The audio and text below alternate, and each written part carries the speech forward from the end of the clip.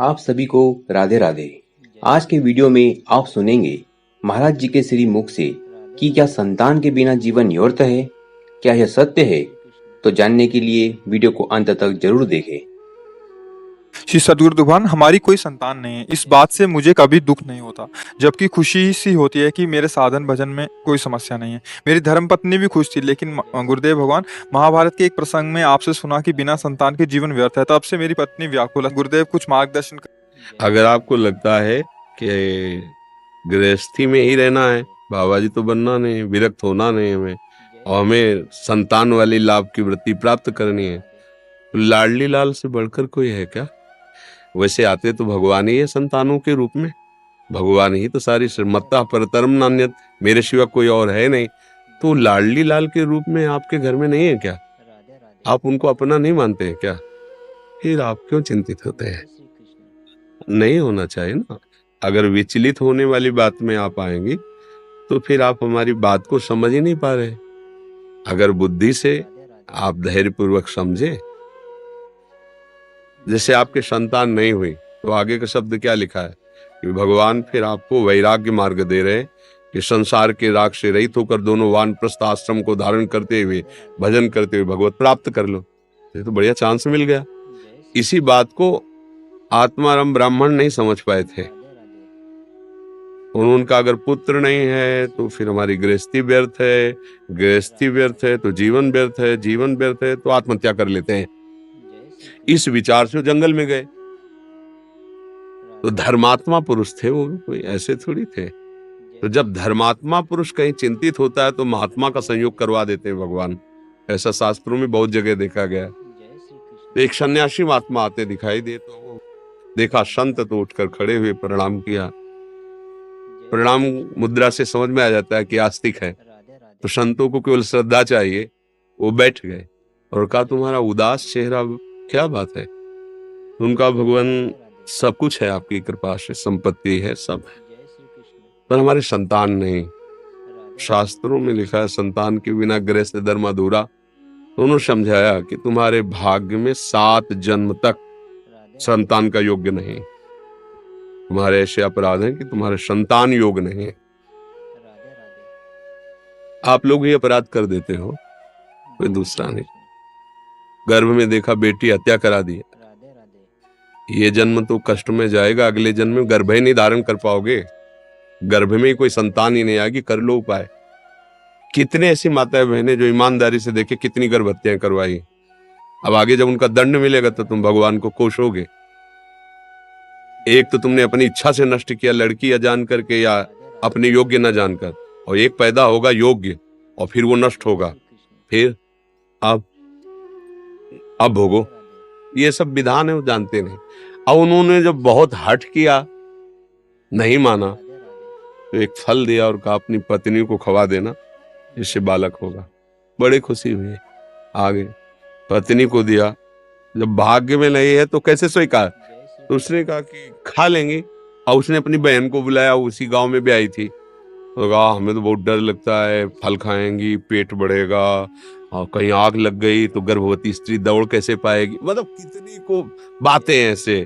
तो हमारी तो खाने की इच्छा नहीं। तो बोली दीदी तुम मत पाना, मेरे गर्भ है, तुम नाटक करना कि हमारे पेट है, गर्भ में बालक है, और ये परीक्षा के लिए गौ को खवा दो। तो उसने ऐसा ही किया, वो फल गौ को पवा दिया। अब उसको नाटक करती रही कि हाँ हमारे गर्भ है। और जब उसके बच्चा हुआ तो बच्चा मंगवा लिया, बोले बच्चा हुआ, और दासियों को पैसा दे दिया। ब्राह्मण बड़ा खुशी हुआ। और उनकी पत्नी का नाम धुंधुली था तो इसलिए उसका नाम धुंधकारी रख दिया।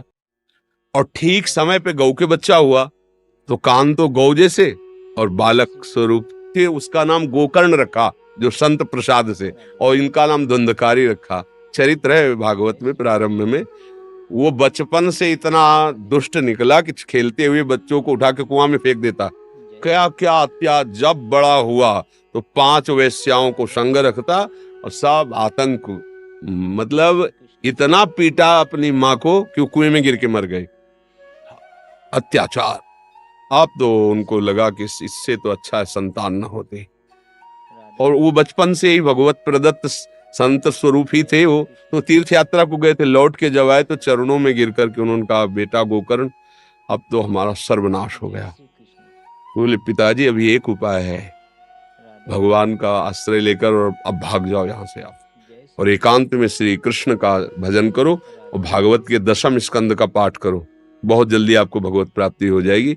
उपदेश किया। इस प्रसंग से सीख मिली कि यदि हमारे गर्भ से संतान नहीं है तो नहीं है, अब हम भाव से भगवान को मान लेते हैं, मेरे हैं, वही मेरे माता, वही मेरे पुत्र हैं, वही मेरे पिता हैं, वही मेरे रिश्ते नातेदार, सब हो गया। भागवत में लिखा है तीनों ऋणों से मुक्त हो जाता है, मातृ ऋण, देव ऋण, ऋषि ऋण, इन सब ऋणों से मुक्त हो जाता है जो भगवान को प्राप्त करता है। तो ये सब मतलब इसीलिए कहा गया शास्त्र रूपी जंगल से गाइड करने वाले की अंगुली पकड़ के चलो तो बच जाओगे, नहीं फंस जाओगे। इसलिए फिर तो मतलब सब गड़बड़ हो जाएगा।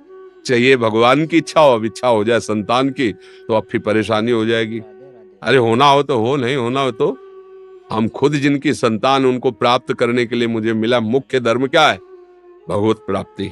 ये सब साधारण धर्म है। तो बहुत तुम्हारे को लग रहा है तो गोपाल जी को बैठा लो, लाल गोपाल दुलार करो उनको कि हमारे नौ किशोर किशोरी आराध्य दो, और ये मेरा लाला, देखो लाला तन्मयता करके देखो, अगर बोलने न लगे तो बताना। पर तुम्हारे प्यार, तुम्हारी तन्मयता, अगर बालक ही चाहिए तो देखो ना, अखिल कोटि ब्रह्मांडों का पिता घुटनों के बल चल रहा है नंद बाबा के आंगन में, दशरथ जी के महल में। ये क्या है? भावनाएं। तो वैसे भी सब रूपों में भगवान है, तो ये तो चिंता का विषय नहीं क्यों सके। जैसे आपने बोला वानप्रस्थ का आश्रय लेके वैराग्य से आगे का जीवन व्यतीत करो, बट ये अभी गृहस्थी में इसी वेश में रह के अगर भजन करना चाहिए। भाई वैराग्य का मतलब कपड़ना बदलना नहीं है। वैराग्य का मतलब इन सब बातों की चाह खत्म कर देना। राग का त्याग ही तो वैराग्य है। आप पैंट शर्ट पहनो, हम कह रहे हैं, और कोट पहनो, ऊपर से सोने की जंजीर पहन लो, क्या फर्क पड़ता है? अंदर से राग नहीं तो कोई फर्क नहीं पड़ता।